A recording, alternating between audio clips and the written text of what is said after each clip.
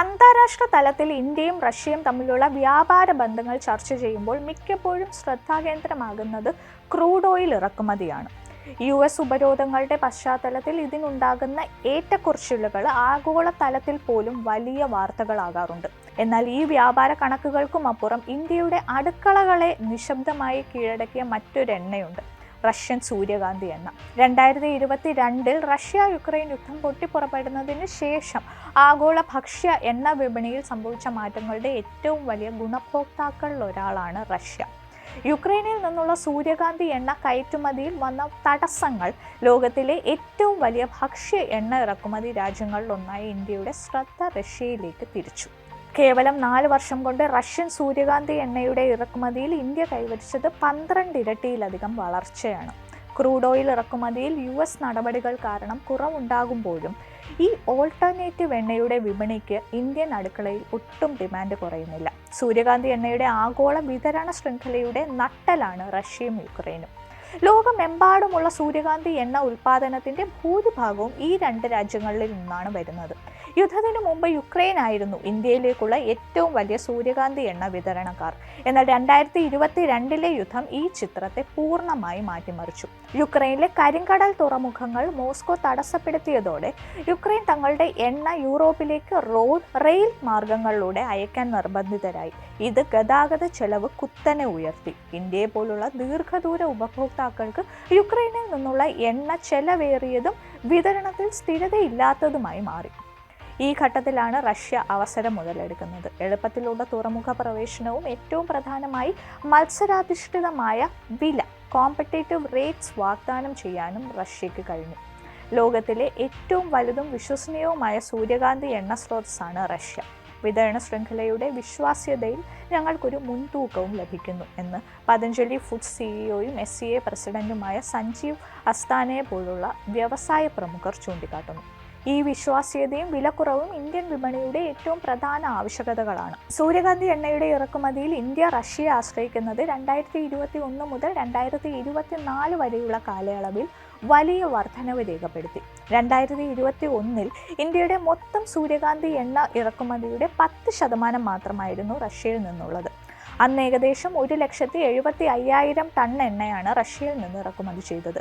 എന്നാൽ 2024 ഈ കണക്കുകൾ കുതിച്ചുയർന്നു. റഷ്യയിൽ നിന്നുള്ള ഇറക്കുമതി 2.09 ദശലക്ഷം ടണ്ണായി വർദ്ധിക്കുകയും ഇന്ത്യയുടെ മൊത്തം സൂര്യകാന്തി എണ്ണ ഇറക്കുമതിയിലെ റഷ്യയുടെ പങ്ക് 56% ഉയരുകയും ചെയ്തു.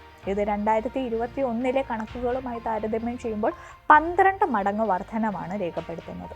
2021 10% റഷ്യയുടെ പങ്ക് 2024 56% ഉയർന്നത് വെറും ഒരു വ്യാപാര മാറ്റമല്ല, ഇതൊരു തന്ത്രപരമായ വിപണി പിടിച്ചടക്കലാണ്.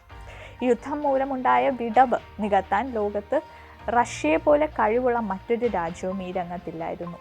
കുറഞ്ഞ വിലയും തടസ്സമില്ലാത്ത വിതരണ ഉറപ്പും ലഭിച്ചപ്പോൾ ഇന്ത്യ തങ്ങളുടെ ഭക്ഷ്യസുരക്ഷ ഉറപ്പാക്കാൻ റഷ്യൻ എണ്ണയെ കൂടുതൽ ആശ്രയിച്ചു. ഇന്ത്യക്ക് ആവശ്യമായ പാചക എണ്ണയുടെ ഏകദേശം 60% ഇറക്കുമതിയിലൂടെയാണ് കണ്ടെത്തുന്നത്. ഈ ഇറക്കുമതിയുടെ പകുതിയോളം പാം ഓയിൽ ആണെങ്കിലും അതിനുശേഷം ഏറ്റവും അധികം ഉപയോഗിക്കുന്നത് സോയാബീൻ, സൂര്യകാന്തി എണ്ണകളാണ്. സൂര്യകാന്തി എണ്ണ ഇന്ത്യയിൽ പ്രിയങ്കരമാകാൻ പല കാരണങ്ങളുണ്ട്. ആരോഗ്യപരമായ ഘടനകളാണ് ഇതിൽ പ്രധാനം. കാരണം മറ്റ് എണ്ണകളെ അപേക്ഷിച്ച് ഇതിന് കൊളസ്ട്രോളിൻ്റെ അളവ് കുറവാണെന്ന ഒരു പൊതുധാരണ ഉപഭോക്താക്കൾക്കിടയിലുണ്ട്. കൂടാതെ സൂര്യകാന്തി എണ്ണയുടെ രുചിയിലെ ന്യൂട്രാലിറ്റി, അതായത് സ്വന്തമായി ശക്തമായ രുചിയോ മണമോ ഇല്ലാത്ത അവസ്ഥ, ഈ ഒരു ന്യൂട്രാലിറ്റി കാരണം ഇത് പാചകം ചെയ്യുന്ന വിഭവങ്ങളുടെ യഥാർത്ഥ രുചിയെ മാറ്റുന്നില്ല.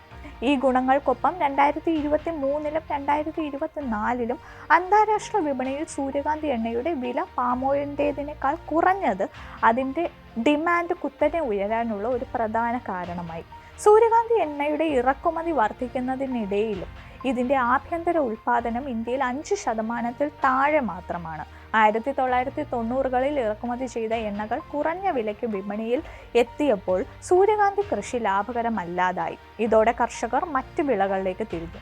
ഇറക്കുമതി വർദ്ധിക്കുകയും ആഭ്യന്തര കൃഷി കുറയുകയും ചെയ്യുന്ന ഈ അവസ്ഥ ഇന്ത്യയുടെ ഭക്ഷ്യസുരക്ഷയ്ക്ക് ഒരു വെല്ലുവിളിയാണ്. റഷ്യയിൽ നിന്ന് എളുപ്പത്തിലും കുറഞ്ഞ വിലയിലും സൂര്യകാന്തി എണ്ണ ലഭിക്കുമ്പോൾ ആഭ്യന്തര ഉൽപ്പാദനം പ്രോത്സാഹിപ്പിക്കാനുള്ള ചെലവേറിയ ശ്രമങ്ങൾ ആവശ്യമുണ്ടോ?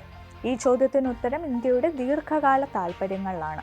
അന്താരാഷ്ട്ര രാഷ്ട്രീയ സാഹചര്യങ്ങൾ മാറുമ്പോൾ വിതരണ ശൃംഖലകൾ തകരുന്നത് ഒഴിവാക്കാൻ ഏതൊരു രാജ്യത്തിനും ആഭ്യന്തര ഉൽപ്പാദനം അനിവാര്യമാണ്. ക്രൂഡ് ഓയിലിന്റെ കാര്യത്തിൽ US ഇടപെടലുകൾ ഇന്ത്യ റഷ്യ വ്യാപാര ബന്ധങ്ങളിൽ അനിശ്ചിതത്വം സൃഷ്ടിക്കുമ്പോഴും സൂര്യകാന്തി എണ്ണയുടെ വിപണി സുസ്ഥിരമായി തുടരുന്നത് ഇന്ത്യയുടെ വിതരണ സുരക്ഷിതത്വം ഉറപ്പാക്കുന്നതിൽ റഷ്യയുടെ പങ്ക് എത്രത്തോളം ഉണ്ടെന്ന് വ്യക്തമാക്കുന്നു.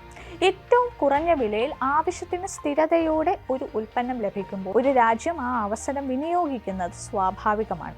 റഷ്യൻ സൂര്യകാന്തി എണ്ണയുടെ ഈ കുതിപ്പ് ഇന്ത്യയെ സംബന്ധിച്ചിടത്തോളം ഒരു സാമ്പത്തിക നേട്ടം മാത്രമല്ല, ആഗോളതലത്തിൽ തങ്ങളുടെ സ്വന്തം സാമ്പത്തിക താൽപ്പര്യങ്ങൾക്ക് അനുസരിച്ച് തീരുമാനമെടുക്കാനുള്ള തന്ത്രപരമായ സ്വയം ഭരണം നിലനിർത്താനുള്ള ഒരു ഉദാഹരണം കൂടിയാണ്. ഇതൊരു താൽക്കാലിക പ്രതിഭാസമാണോ അതോ ദീർഘകാല പങ്കാളിത്തത്തിൻ്റെ തുടക്കമാണോ എന്ന് കാലം തെളിയിക്കും. എന്തായാലും തങ്ങളുടെ അടുക്കളയിലെ എണ്ണക്കുപ്പികൾ റഷ്യൻ വിതരണ ശൃംഖലകളുമായി ബന്ധിപ്പിക്കാൻ ഇന്ത്യക്ക് രണ്ടാമതൊന്നും ആലോചിക്കേണ്ടി വന്നില്ല.